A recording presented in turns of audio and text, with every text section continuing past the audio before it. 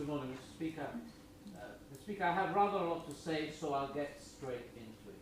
What is this education revolution? What is it about it that has some so excited and others so worried?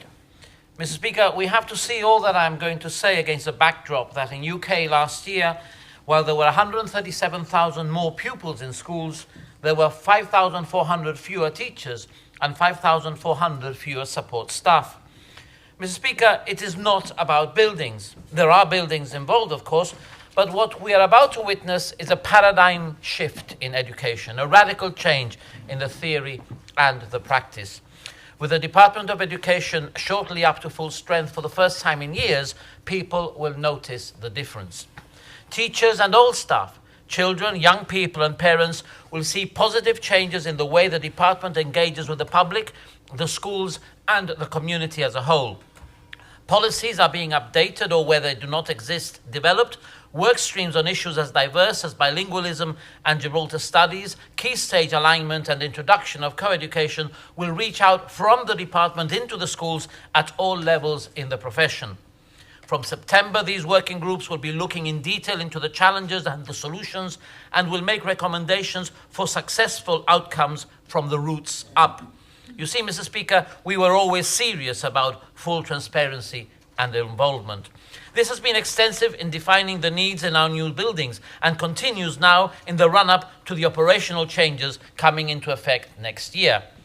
Of course, there will be new buildings. These will be exceptional, designed in full consultation with the professionals, providing schools finally fit for the future, making our young people better prepared and better equipped than ever before.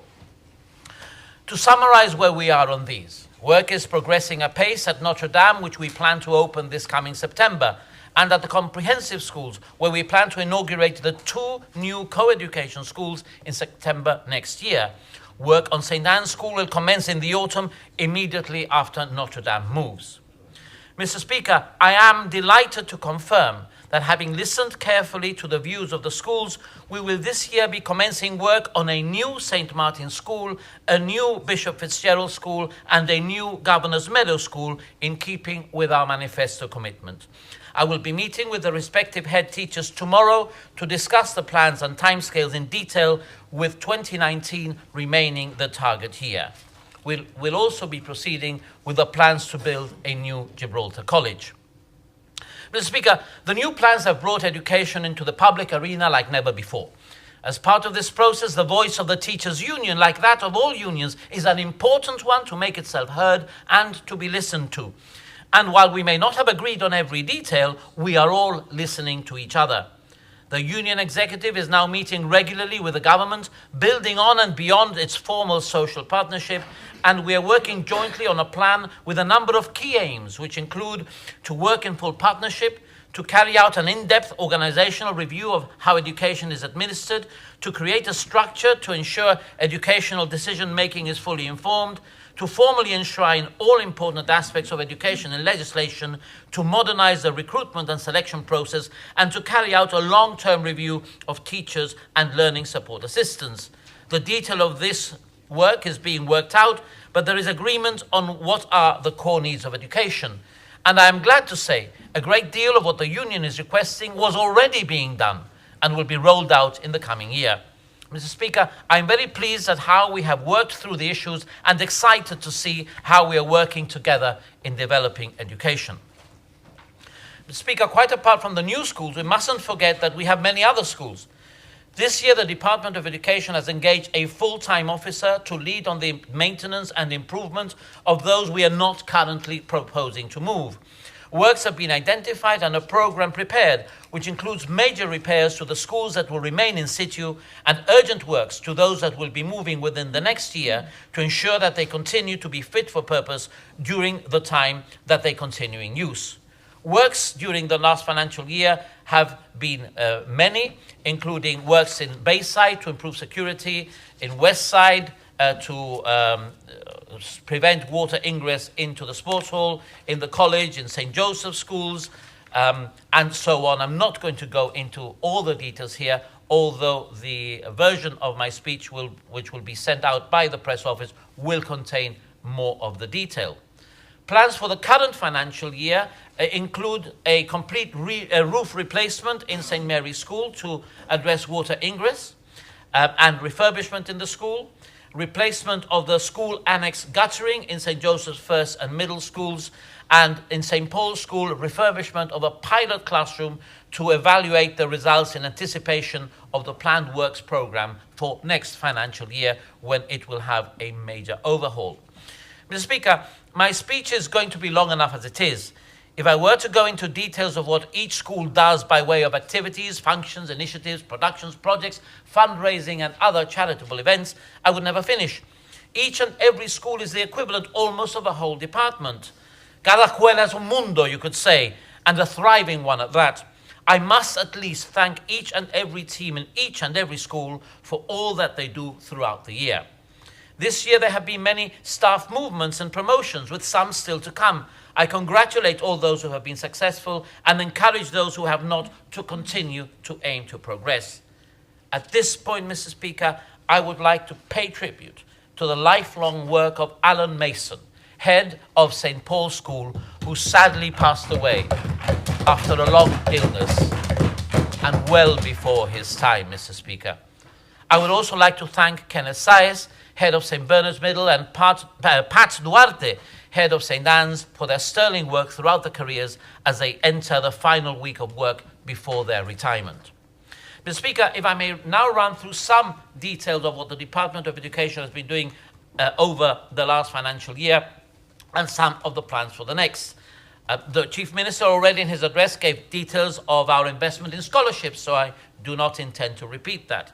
In addition to this, the Washington internship in 2017-18 catered for an additional 21 students and will provide for another 20 this year.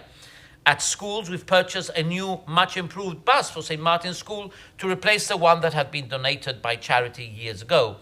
We finally achieved the installation of fiber optic data cabling and enhancement of Wi-Fi provision to all the schools to improve and support the Apple Teaching with Technology project, which my predecessor, the Honourable Gilbert Likudi, introduced in his time as Minister. We are commissioning software which will allow the introduction of electronic pupil attendance registers.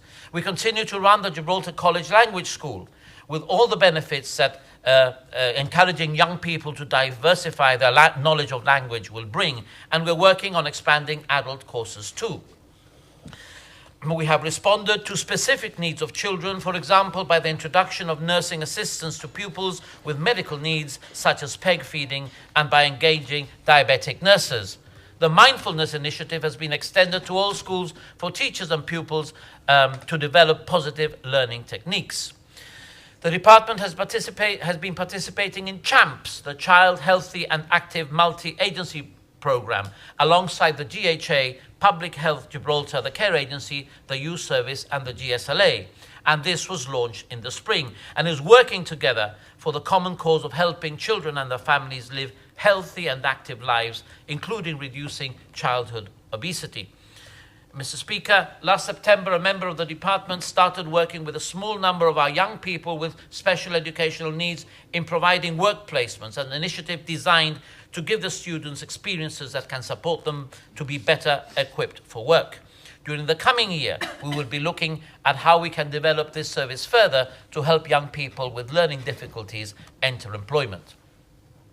Mr. Speaker, mental health is now being given the priority it not only deserves, but seriously needs. I commissioned an in-depth study into mental health in secondary schools, which has now been completed, and the similar one in primary schools is commencing.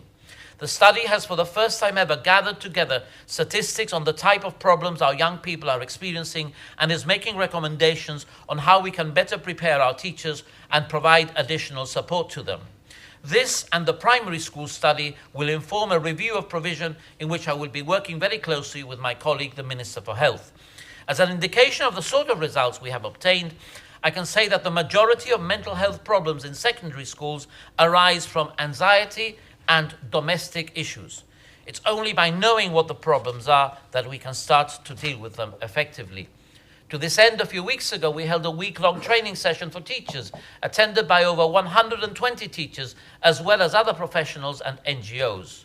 This program will continue to support both teachers in the excellent work that they do in this field, and of course the work of the BEST team and the educational psychologists.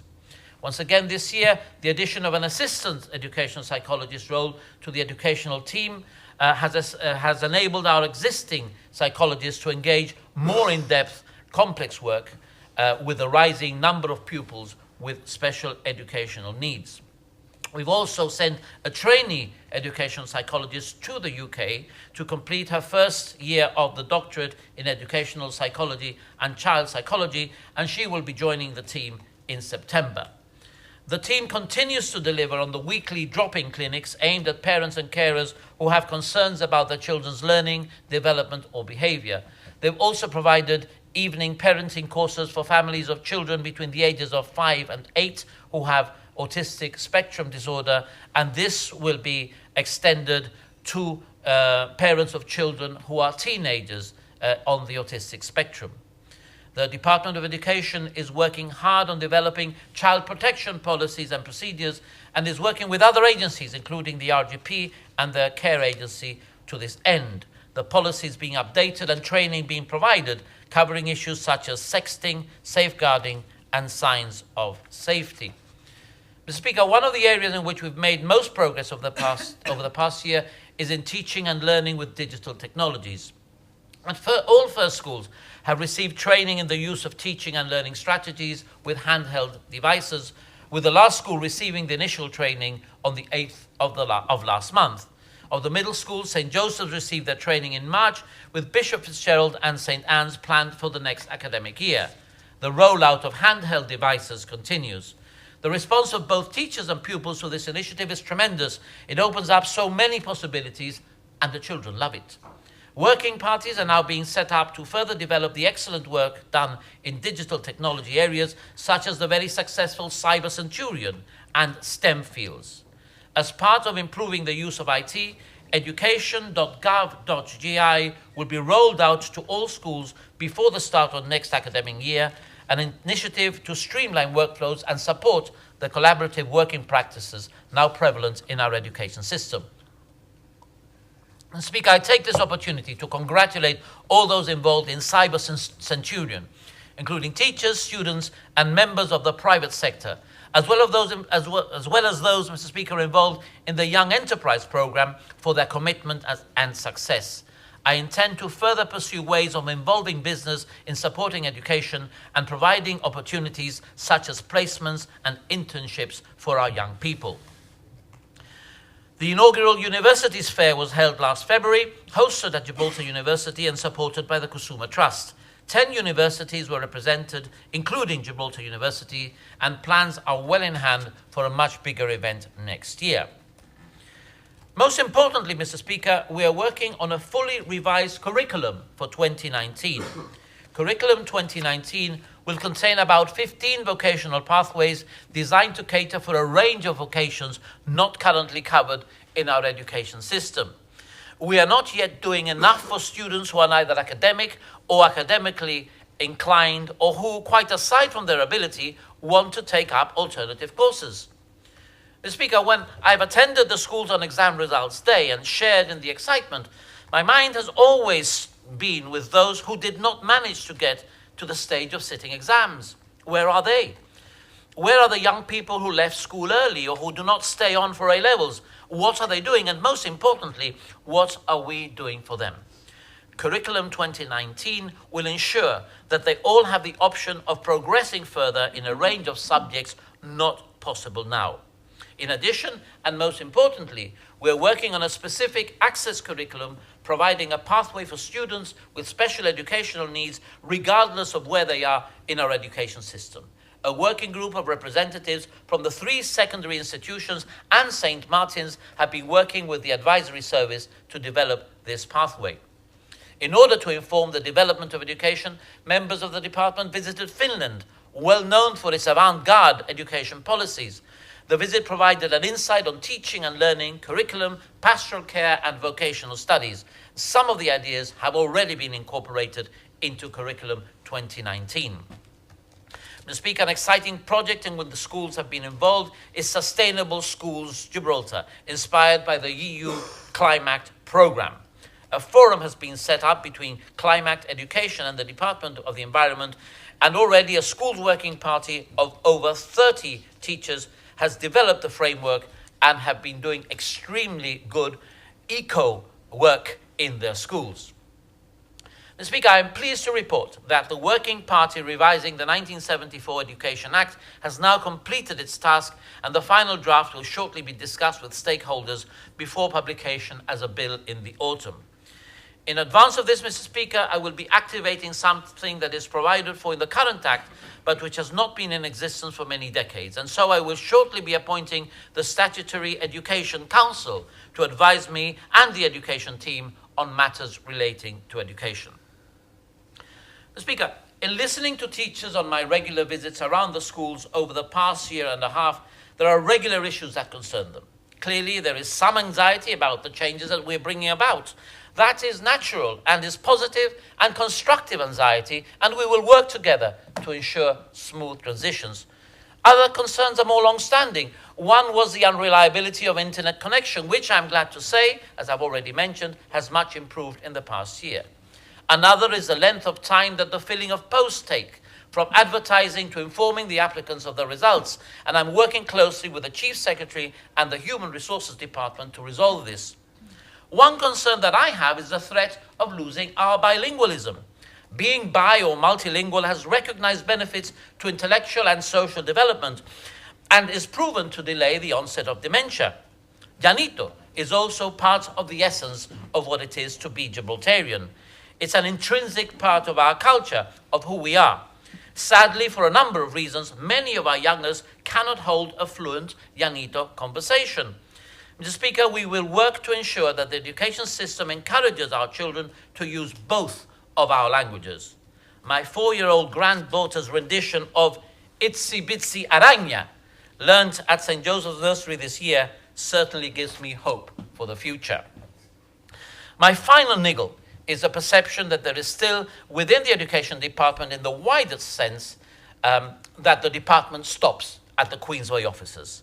Mr. Speaker, all of us who work in education, from Bleak House in the south to Bayside in the north, are part of one continuum, and it is imperative that any sense of them and us disappears.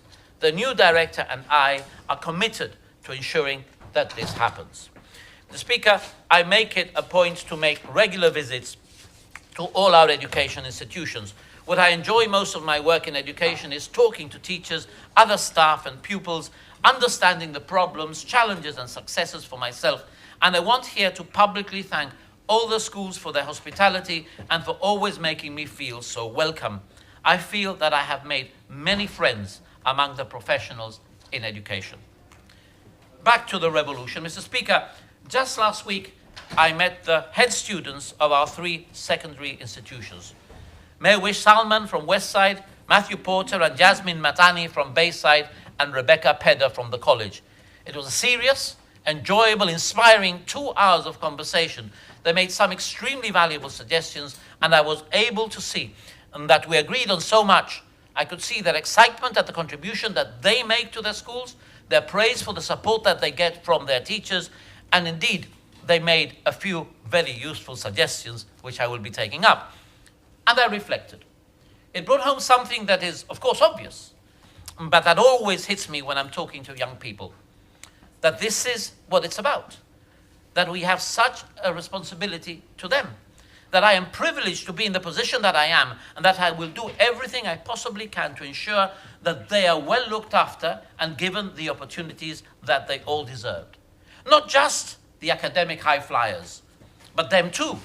Not just the ones who do their homework on time, but them too.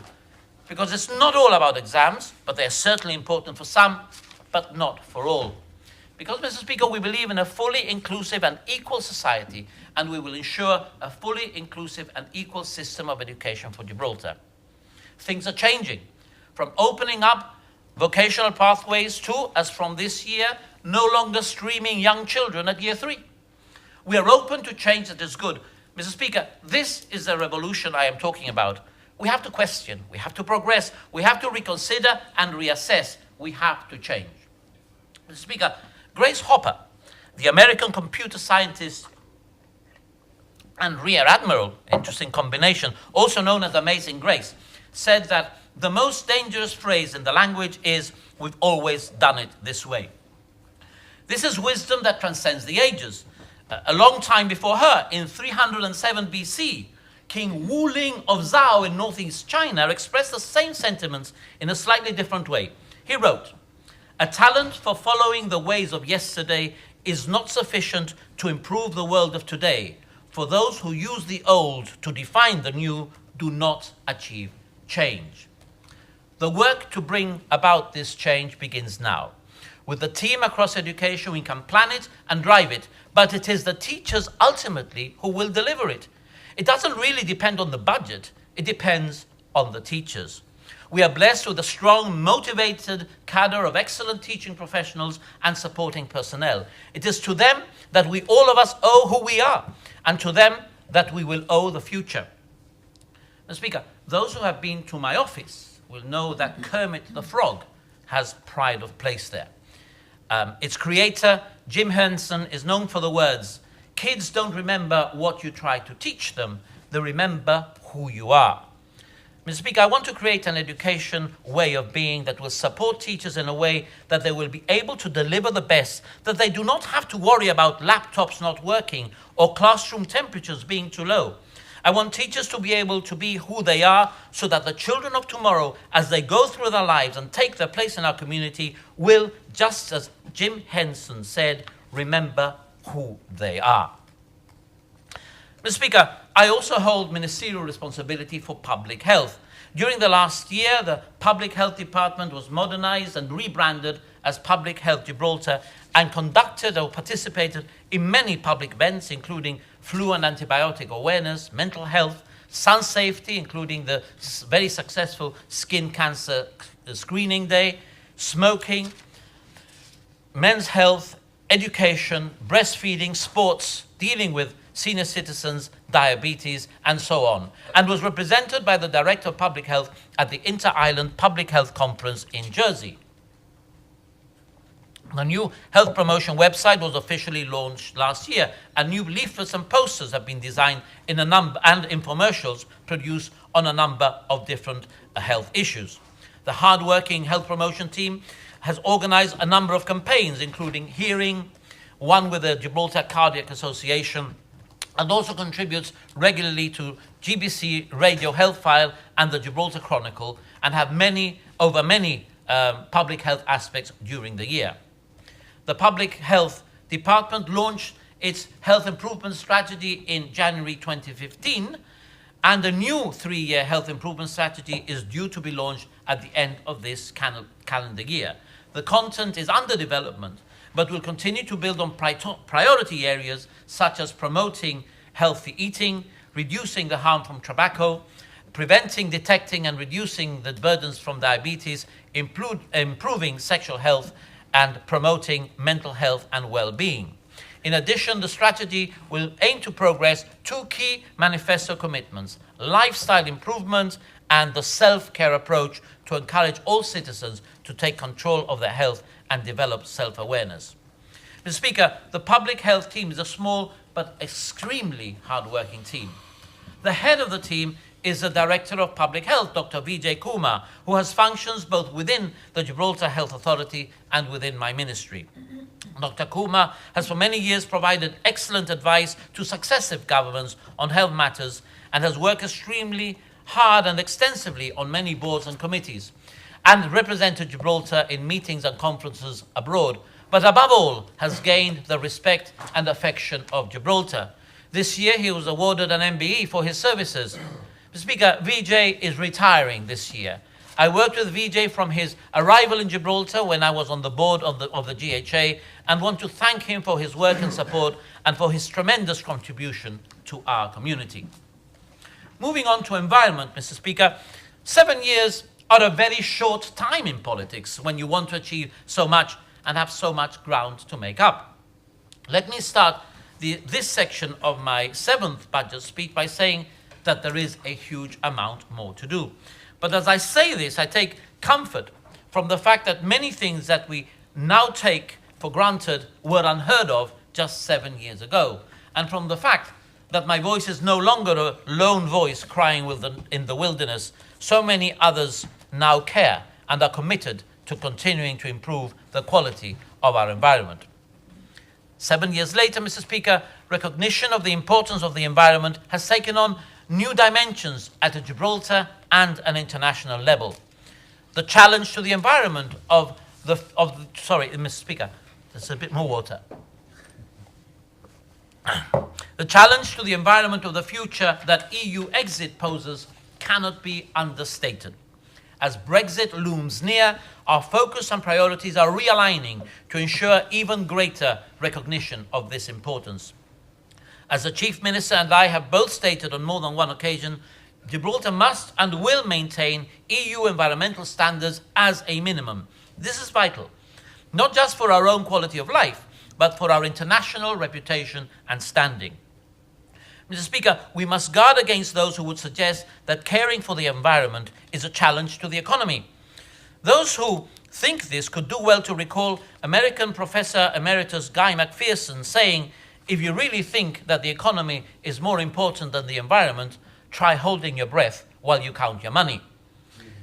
An economy based on sound environmental principles is longer lasting and more resilient, and the economic benefits of green businesses have only just started to be tapped in our jurisdiction. I will be working closely with the business community during the coming year to bring these benefits to Gibraltar. But, Mr. Speaker, proof that it is perfectly possible to grow as an economy and progress on the environment is the extraordinary fact that as Gibraltar's economy continues to grow, as we have seen in this session, carbon emissions and our carbon footprint continue to fall. This is a formidable achievement and very rare internationally. Mr. Speaker, my team, led by Environment CEO and Chief Scientist Dr. Liesl Basilio and Senior Scientist Stephen Waugh, and I are working closely also with Her Majesty's government and our colleagues in the overseas territories who share many of our challenges and opportunities to ensure that we adapt to a new, uncompromising form of environmental governance. To this effect, we will shortly be publishing a 25-year environment plan. This, Mr. Speaker, is environmental stewardship and multi-generational responsibility, setting standards not just for ourselves, but for future generations too. We are the first government to fully embrace long-term environmental management, with all our policies and actions aimed at improvements beyond the short 4-year terms of Parliament. The Chief Minister's aims for diesel is one clear example of this. Nature doesn't come in 4-year tranches. Much of what we do on environment takes time, but reaps much longer lasting benefit. This strategy will be our blueprint over the next 25 years and will demonstrate our ambitious environmental aspirations. The strategy will be government-led, but will depend on civil society to seize the opportunities presented and assume its responsibility to play its role in the delivery of environmental leadership. The strategy is divided into 3 parts: governance, management, and implementation. Each topic within these parts has corresponding objectives which will carry Gibraltar's environmental agenda forward to 2040 and beyond.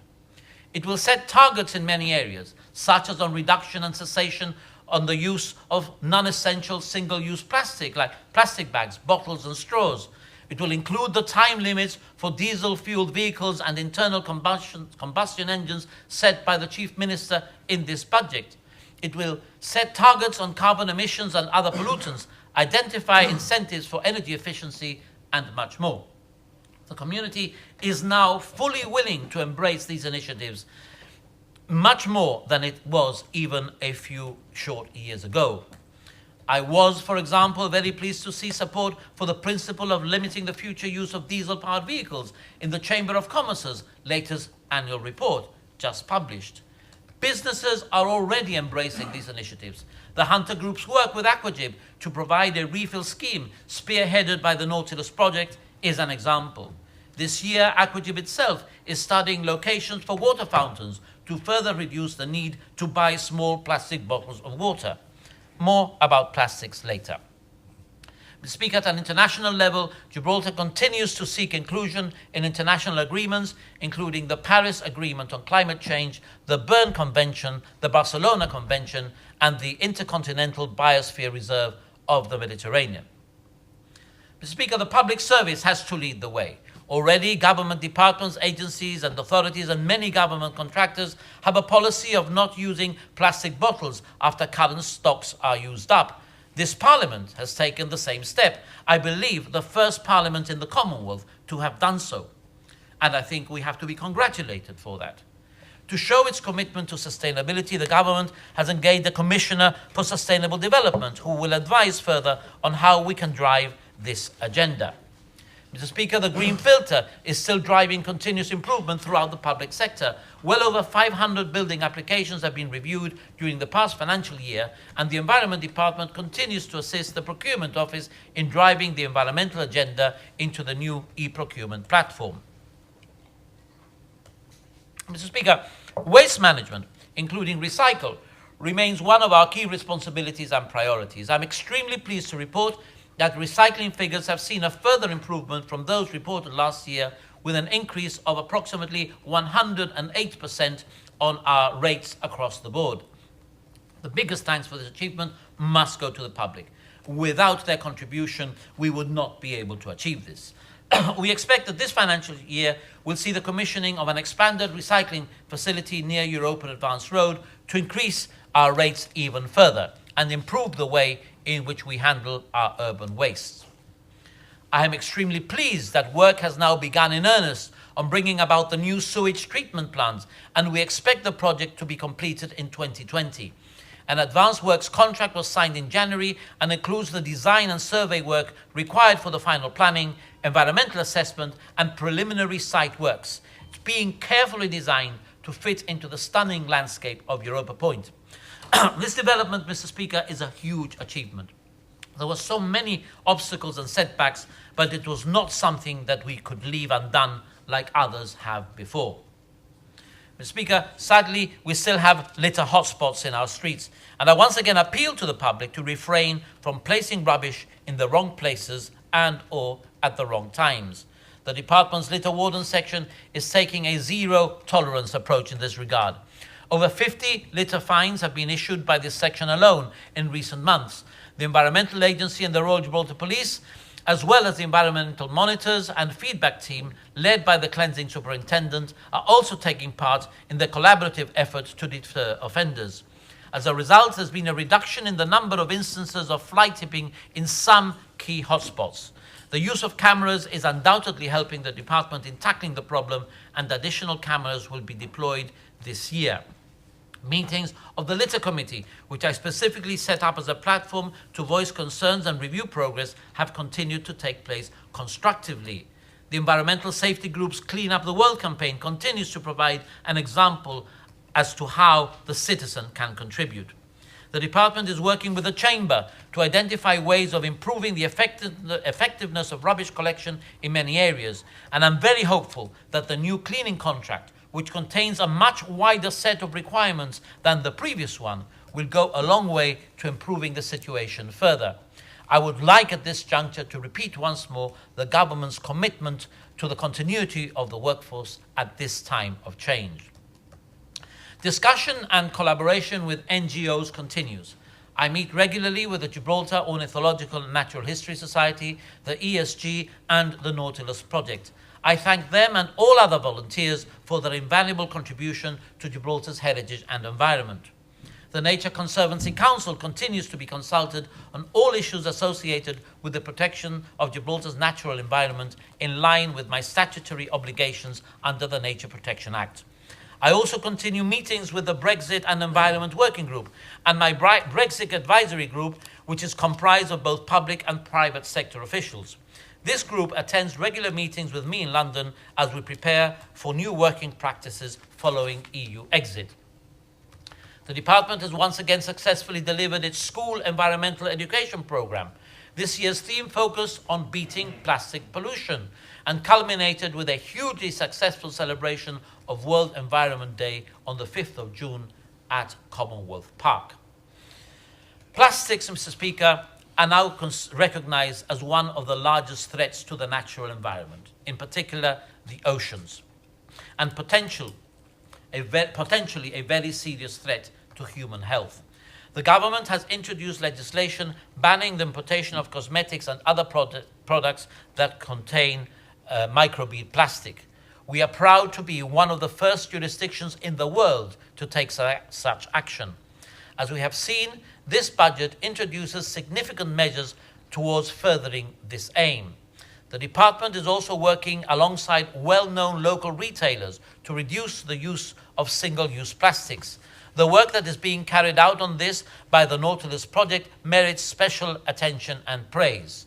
And the 25-year plan I mentioned earlier will show that significant steps will be taken in this direction during the coming months. The public and businesses have responded extremely well to both local efforts and Sky Ocean's rescue campaign. Citizen involvement is key, and stopping plastic use will have direct benefits in the seas around us, where turtles, whales, dolphins, and other animals are at daily risk of death due to our actions. The forthcoming Island Games afford real opportunities to promote the environment, and my colleague, the Minister for Sport, will shortly be announcing some of these measures. Mr. Speaker, mal-induced climate change is the biggest threat humanity has ever faced.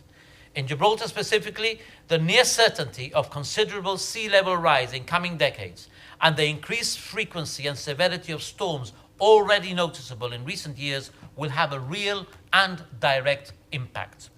Government remains fully committed to tackling the causes of climate change. As part of its obligations under the Compact of Mayors, Gibraltar continues to produce a city-level inventory of greenhouse gas emissions. Gibraltar is one of a handful of cities who have reported a fully complete inventory and has in fact been commended by the Carbon Disclosure Project, to whom we report, for the completeness of its submission. The results so far show that our carbon footprint is reducing by a very small amount. The mere fact that it is not increasing, despite a growing economy, is a sign of success, but we can do more to force emissions down, and the strategy to achieve this is being prepared. Mr. Speaker, carbon emissions from power generation in Gibraltar dropped significantly for the third consecutive year in 2017, even before conversion to gas.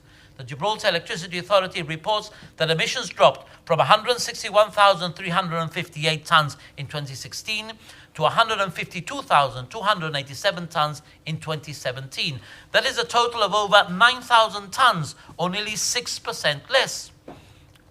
Emissions in 2017 were over 27,000 tonnes less than in 2014, or a reduction of 15.3% in 3 years. This phenomenal drop is simply not usual in countries experiencing the kind of growth we have seen in this budget.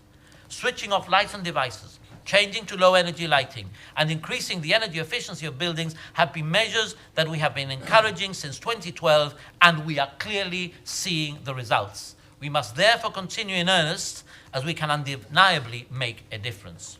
Investing in renewable energy is another key component of our climate change mitigation strategy. Works on a 3-megawatt solar photovoltaic project are well underway, starting with the installation of solar PV panels in the New Harbours estate. Mr. Speaker, I am also pleased to be able to announce a project that will see the installation shortly of solar PV panels on the roof of the Midtown car park.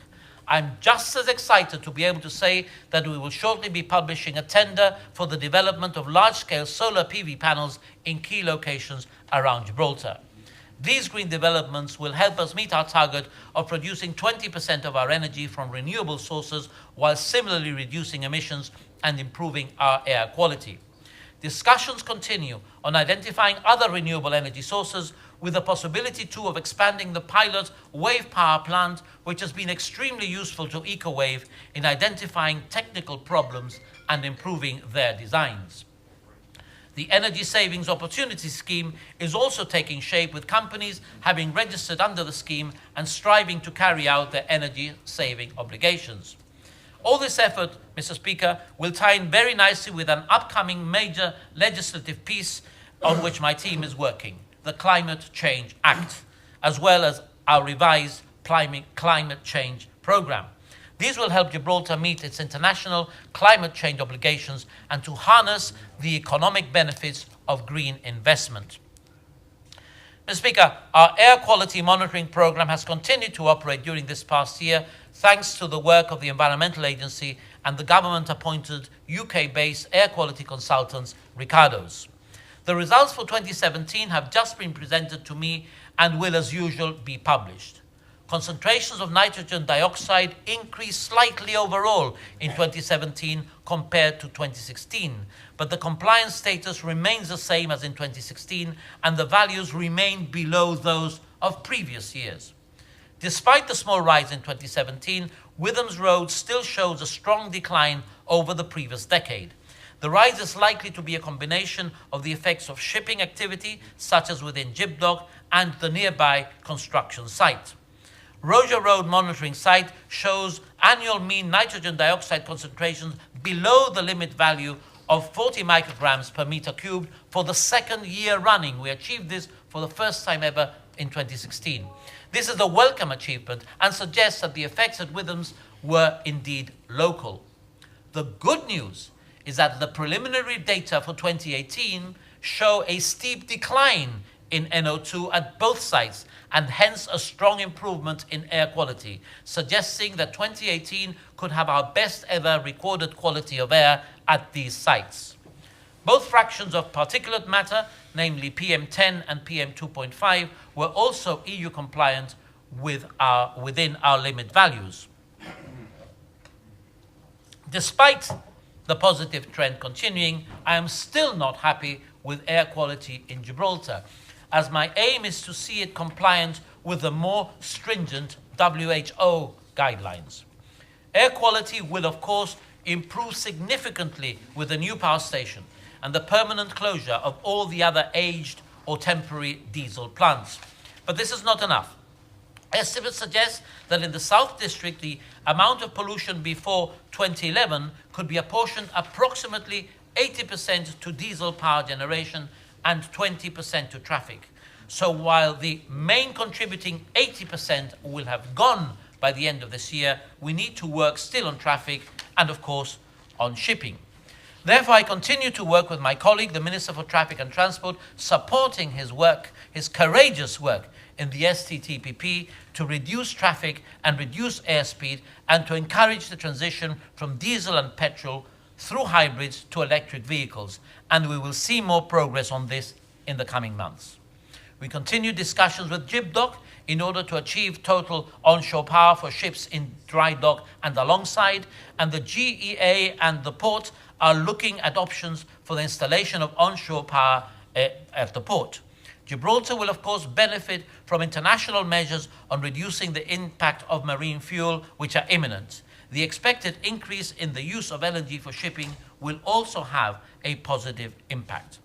Mr. Speaker, during the course of the coming year, an air quality monitor will be placed in the North District, and I will be commissioning an air quality plan to chart the actions necessary to continue to improve the quality of the air that those of us who live and work in Gibraltar breathe. I'll take a breath now myself. Mr. Speaker, last year saw an improvement in the water quality classification of our beaches. I am pleased to report that even Western Beach has seen an improvement during 2017, and the latest classification results show all of our beaches attaining excellent status. Never heard of this before. As we are all aware, there have been several high-intensity Atlantic storms this year. These caused considerable damage to our beaches and delayed the commencement of preparatory works. Despite the odds, the beaches were officially opened in time for the summer season. Some works are still ongoing at Camp Bay, given that the entirety of the revetment had to be redressed, although these works were completed very shortly indeed. Catalan Bay has also seen improvements this year, with the entire beach facilities building, including toilets and showers, being refurbished ahead of the bathing season. A further sand regeneration program has been carried out in Catalan Bay, and for the first time in Camp Bay, with approximately 10,000 tons of clean sand being deposited. I must thank our beaches and maintenance team for their hard work, which ensured that we were ready for the summer. Mr. Speaker, storms have not been the only natural phenomenon we have had to contend with this year. We have also witnessed a substantial increase in the number of Portuguese men of war and Morve stingers drifting into our beaches. Our lifeguards have been vigilant from the outset in order to maintain public safety. All our lifeguards receive an induction course on marine wildlife in addition to first aid and general lifeguard training. We have also worked very closely with the Ministry for Equality to include disability language and etiquette training as part of their induction. This year we'll see the introduction of a beach cameras portal. The service will be operational this month, and users will be able to check the state of our beaches online in real time. An excellent addition to our list of improvements. Marine surveillance and research have become some of the department's routine tasks. Great strides have been made ever since the marine protection regulations were published in 2014, and this last year has been no exception as we continue to push the barriers of conservation action. On the research front, recent developments include department officials working alongside regional experts to gather detailed information on the cetaceans and marine reptiles that use BGTW. This work adds to the existing monitoring programs developed in line with the EU's Marine Strategy Framework Directive and the Barcelona Convention for the Protection of the Mediterranean Sea. Our scientific dive team has also been busy and continues to work hand in hand with local diving clubs to collect valuable marine records. Shortly, dedicated anchor buoys will be deployed within the Seven Sisters Marine Conservation Zone to enable divers to dive without the need to employ damaging anchors. Following on from last year's successful implementation of a temporary ban on fishing common octopus in Gibraltar waters, this year's initiative extended the prohibition to 6 weeks and introduced a new conservation measure whereby the maximum catch limit was restricted to 5 kilos per person for 2 subsequent weeks. Other species, including groupers and common sea bass, will also be subjected to similar conservation measures in consultation with the Fishing Working Group as part of the department's wider marine conservation strategy. I thank the members of the Fishing Working Group for their work and valuable advice. Mr. Speaker, I recently announced the creation of a dolphin protection zone in the north of BGTW within the Bay of Gibraltar. Additional measures, including a requirement to report any recreational catches of billfish species, such as the Mediterranean swordfish, have also been enacted. The Department's Environmental Protection and Research Unit merits special attention here, since they are largely responsible for ensuring that the multitude of conservation measures implemented on land and at sea are adhered to. For this, I am thankful and welcome the ongoing rapport with the Royal Gibraltar Police, HM Customs, and the Royal Navy. Mr. Speaker, the Environmental Agency continues to advise me in areas of nuisance, building control, waste regulation, ship sanitation, coma, food inspection, water quality, housing, dust control, inspection of X-ray facilities, pest control, and food import controls. They monitor the quality of our bathing waters, working in partnership with the department. They service and calibrate our 3 air quality monitoring stations and liaise with the pollution specialists in the field. The new website has been launched, providing easier access to users for the dissemination of environmental information, and all forms within the website can now be filled in and submitted online. Their mobile app, Gib Enviro, continues to be improved and provides information to the public on a variety of topics, including bathing waters, air quality, and recycling. They also work with the department and the litter wardens to complement the anti-dog fouling campaign.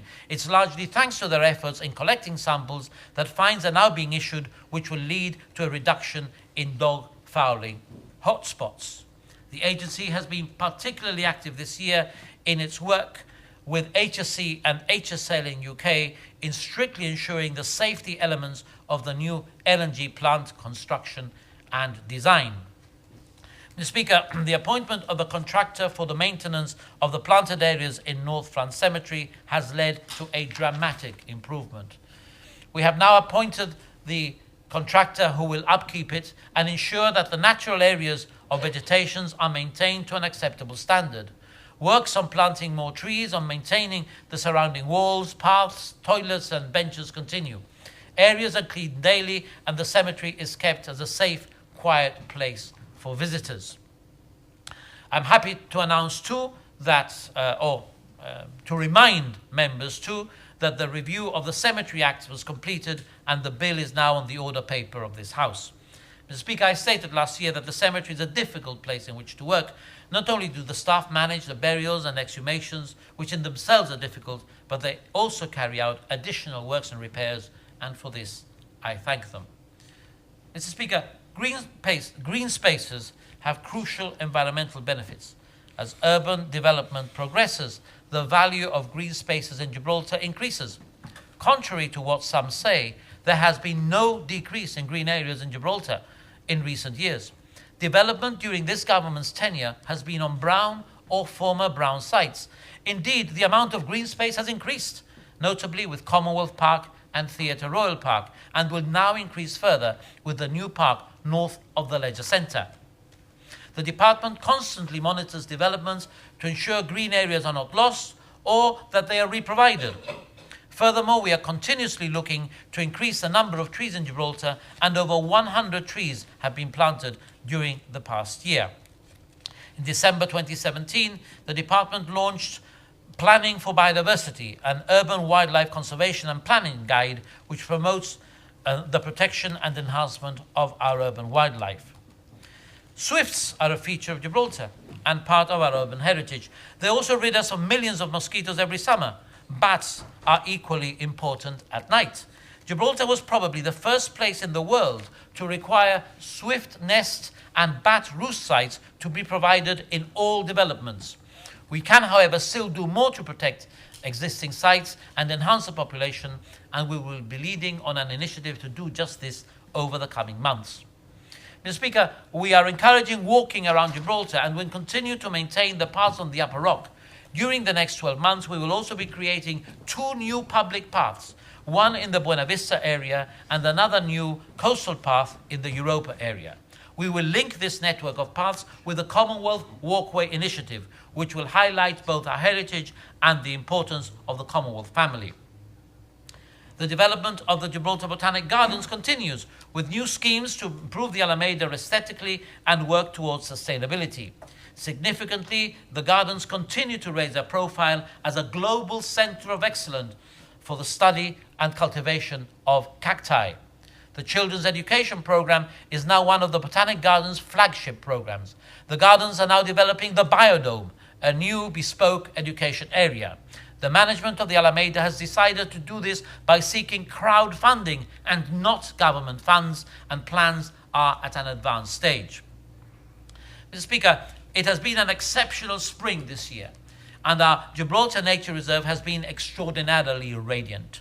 The diversity of wildflowers on display and abundance of fauna have caught the attention of many.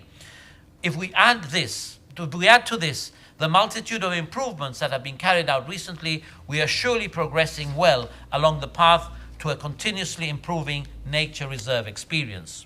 Against all odds and despite the severe storms that have battered the Upper Rock, our tourist sites have continued operating smoothly. The much anticipated Skywalk was officially inaugurated in March by Mark Hamill, Skywalker himself, and we are now proud to be able to say that we have yet another world-class visitor attraction within the Gibraltar Nature Reserve. Since its inauguration, Mr. Speaker, over 57,000 customers have gone to visit the site, and many have posted their pictures on social media. News of the attraction has reached far and wide. Other parts of the reserve has also seen improvements. A new audio guide system has been installed inside the World War II tunnels.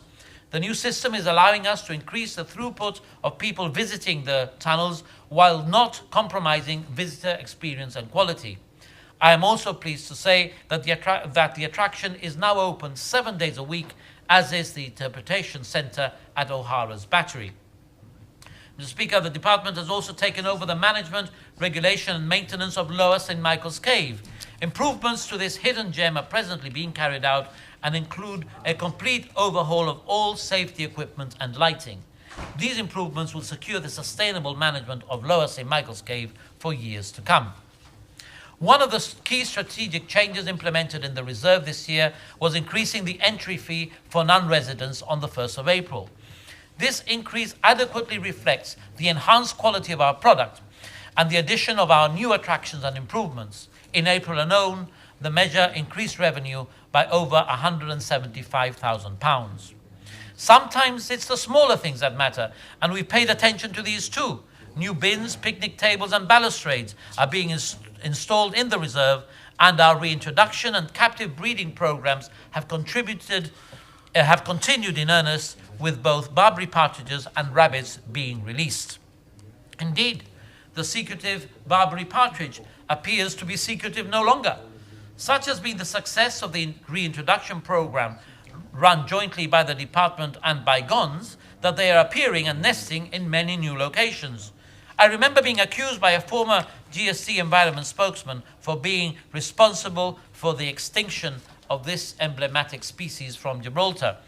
I think that the GST should have learned by now that, given time, results follow. Commonwealth Park is another example of this. Look at it now. Great work has also been done by the department and GONS in the captive breeding and rehabilitation of birds of prey. Plans are also progressing to create a new area of natural habitat in the area of Devil's Tower Road, which will be at the same time affording protection against falling rocks for road users. Mr. Speaker, the Gibraltar Nature Reserve, our flagship product, is set to continue to improve and flourish while enhancing our unique biodiversity. We have more exciting plans for the future, which will this year include the setting up of an educational centre on the Upper Rock. Going on to gulls now, Mr. Speaker. As a result of our persistence, the long-term trend in the breeding population of gulls in Gibraltar continues to be one of decline.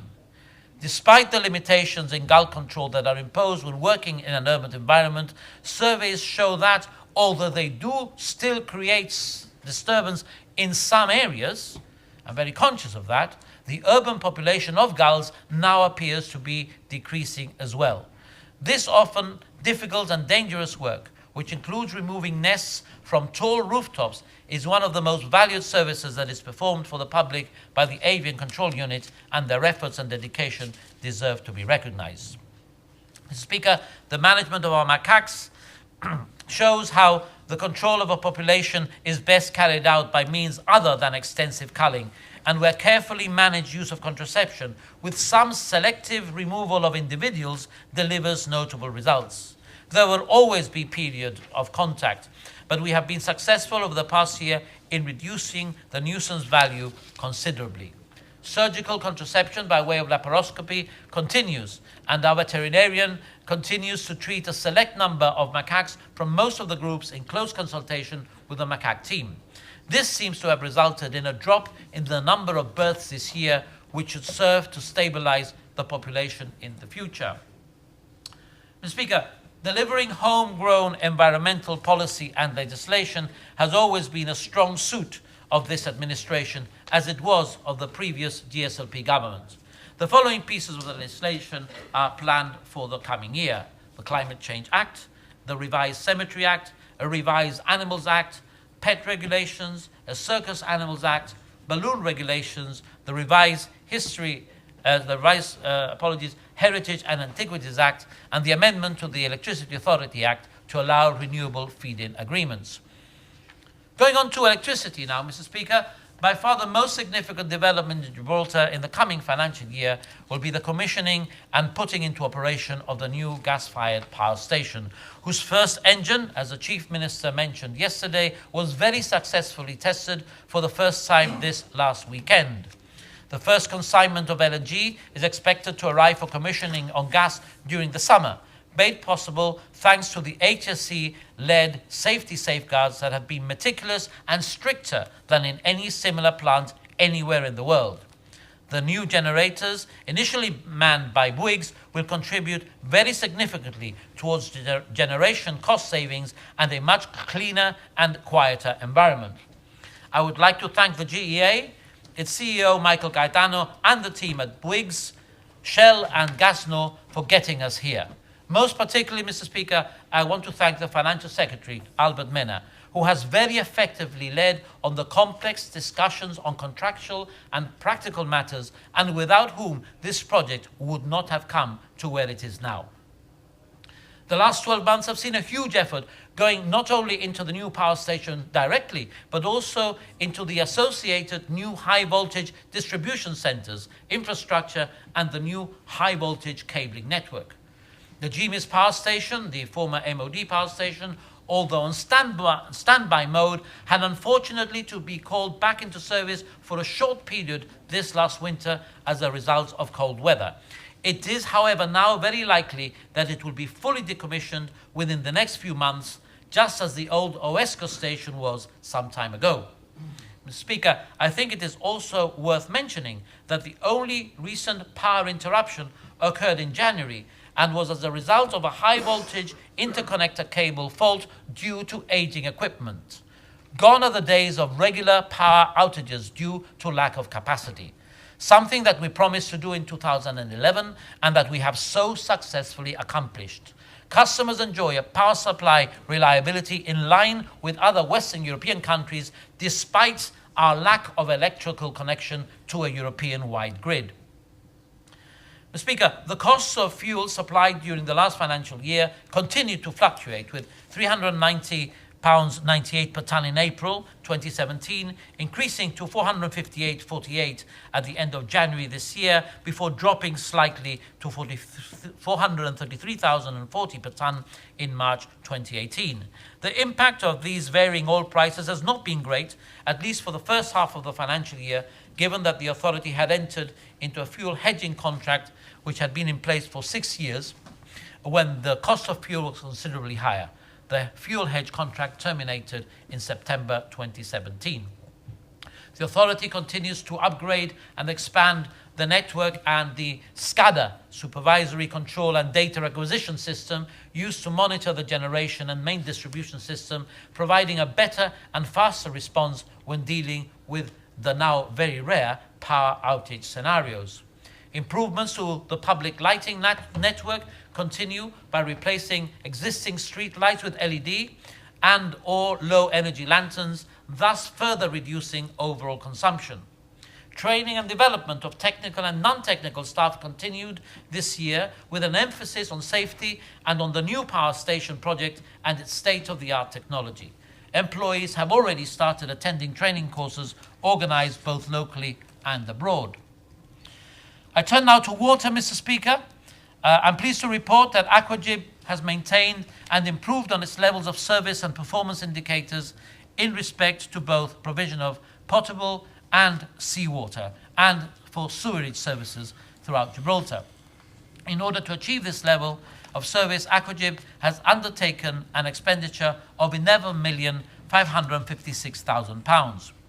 It has continued to invest in capital projects as part of its asset replacement plan aimed at maintaining and improving the water infrastructure assets of Gibraltar. The current investment plan is set as £3.2 million over the 5-year period from to March 2020.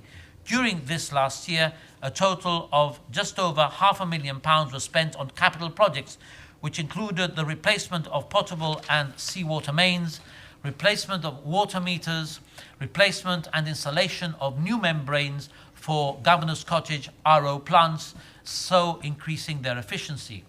In addition to the above, Aquagib has invested approximately £650,000 this period in replacing the high-pressure pumps, energy recovery system and booster pump on each of the 4 reverse osmosis plants at Governor's Cottage. This investment has a payback period of just around 2 years and will result in a huge energy saving of approximately 30% per annum. During the period, Aquagib has commenced on a long-term project with government to further increase the potable and saltwater delivery from Waterworks Reservoir to the West Side area. Mr. Speaker, I now move on to my responsibilities for heritage. Having been at the helm of this division for a year and a half, I've come to believe that most people do not realize the extent of the fortifications, city walls, monuments, listed buildings and natural heritage sites which Gibraltar is privileged to have and has a duty to protect. Most of these heritage assets are by their very nature old, so their state of preservation varies. the Heritage Division of the department, led by Marcello Sanguinetti, has commenced a refurbishment program for these sites, most notably the making safe and repointing of the impressive armoured tower at the Moorish castle. This was in danger of collapse, so we are extremely pleased that a combination of teams from technical services, the museum and their conservator, together with a specialist contractor, are in the process of restoring this magnificent structure. Other areas have included Southport Gates, the Garrison Library Balustrade, the Military Heritage Centre and Princess Caroline's Battery. Mr. Speaker, a new archaeologist is now in post and will be assisting the department in its duties, and one of the fundamental aspects of this is the issuing of advice to contractors and the town planning department. Over the past 18 months, we have been extremely successful in deconflicting heritage and development. The scale of development in Gibraltar also means that there is a great emphasis on archaeological watching briefs. Such a brief led to the discovery of a whole network of bunkers and passageways at the Lathbury Barracks site, which as a result was properly surveyed and photographed. Mr. Speaker, we have carried out beautification works in the area of Europa Point using the magazine previously known as the Du Farol, or the last shop in Europe.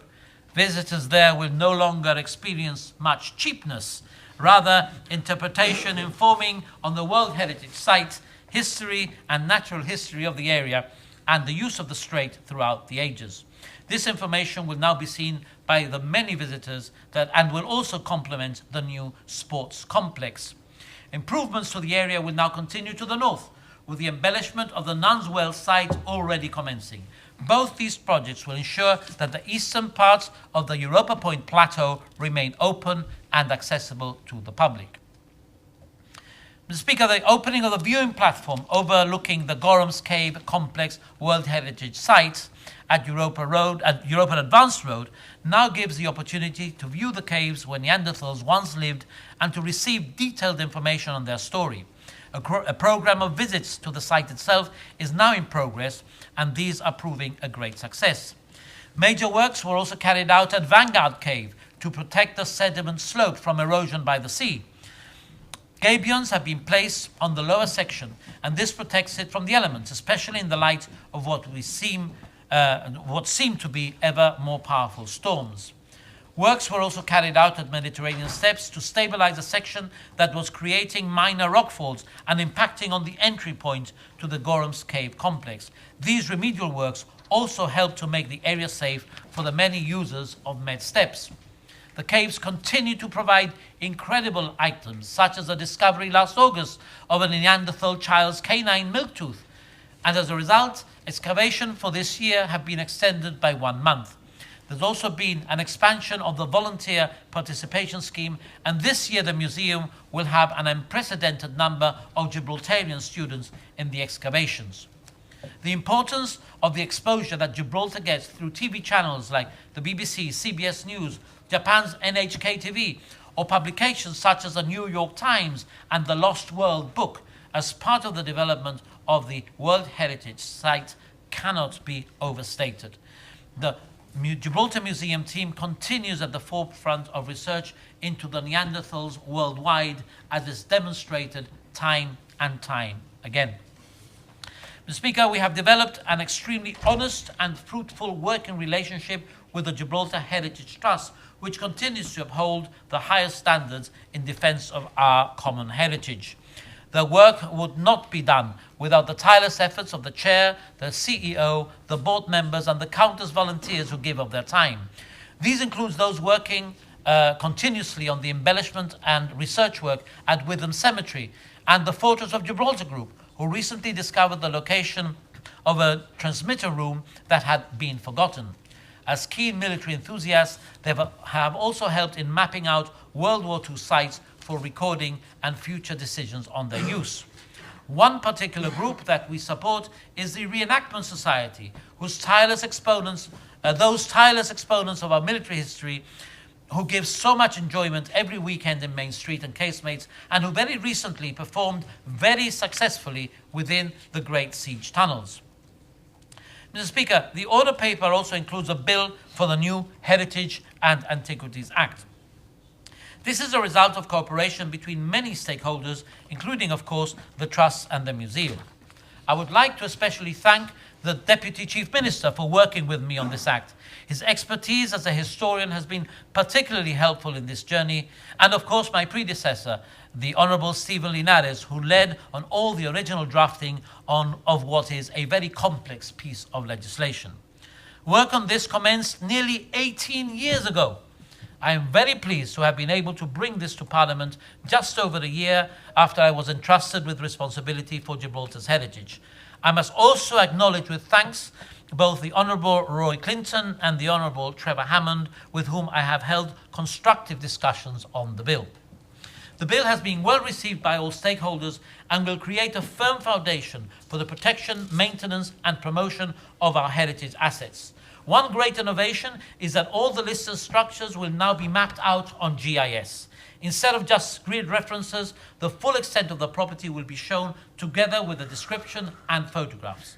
A special thank you must go to my GIS officer, Carl Neto, for delivering this so efficiently and professionally. Mr. Speaker, my final area of responsibility is getting close. Urban renewal is moving apace with landscaping initiatives carried out in conjunction with the Planted Areas Division of the Department of Environment. Developments have heeded heritage advice and are regenerating the Old Town area. A case in point is the Archers Complex at the old police barracks. This is a testament to what can be achieved. I urge developers to come and engage with us early to continue this trend. Many projects are in the pipeline, such as the development of Orange Bastion and the new schools. All will add to the improved visual and living environment for all of our citizens. We can also benefit from volunteers in this respect, as was shown with the repainting of referendum steps by the Youth Service in connection with the anniversary of the referendum, or the street art initiative that is about to commence. Gibraltarians take great pride in their homeland, and tenants' associations also go a long way in improving their surroundings for the betterment of all. This is something we applaud and encourage. Mr. Speaker, as proof of the success of positive collaboration, I use the example of the ex-MOD gatehouse at the entrance to the old naval dockyard. There were those who doubted it would be saved at all. It clearly demonstrates this government's commitment to heritage, and I thank all those who made this happen, particularly the Chief Minister and His Excellency the Governor, for their personal support in achieving this.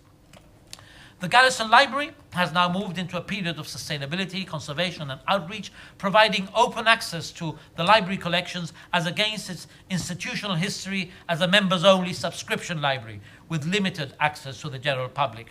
The library is now used on a daily basis by local researchers and students alike who make excellent use of its collections. Additionally, it's also become a hub for research gatherings for Gibraltar University's PhD students, and also supports many niche cultural events as well as the annual conference on self-determination, which it organizes jointly with the Office of the Deputy Chief Minister.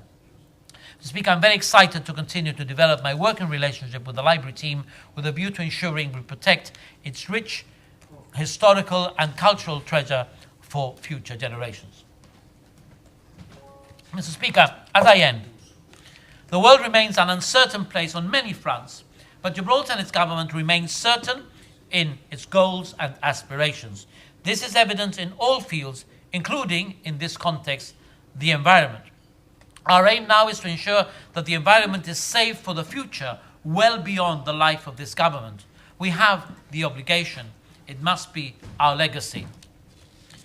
And finally, Mr. Speaker, a few thank yous. To you, the clerk, and the staff of Parliament, to all the members of the teams in all of my departments, agencies, authorities and contractors, to all the members of the many boards and committees for which I am responsible and where they invariably serve voluntarily. A special mention to the Attorney General and the Gibraltar law officers for providing advice and drafting legislation, overburdened as they are with Brexit, and to the officials at Six Common Place, including the Press Office, the Chief Secretary Darren Gregg, Chief Technical Officer Hector Montado, and Financial Secretary Albert Mena for their often unrecognized work and support. To Dominic Searle and the staff at Gibraltar House for their steadfast support and hospitality whenever I have cause to visit London. To the volunteers in the NGOs with whom I work, to the 3 unions who have members in my areas, and very especially to my ministry and my personal staff for their support. I must, of course, make special mention of Derek Alman, who in my ministry is leading on the New Schools project. I also want to thank and send my best wishes to 4 former directors of education who have left their posts in the space of about 6 months.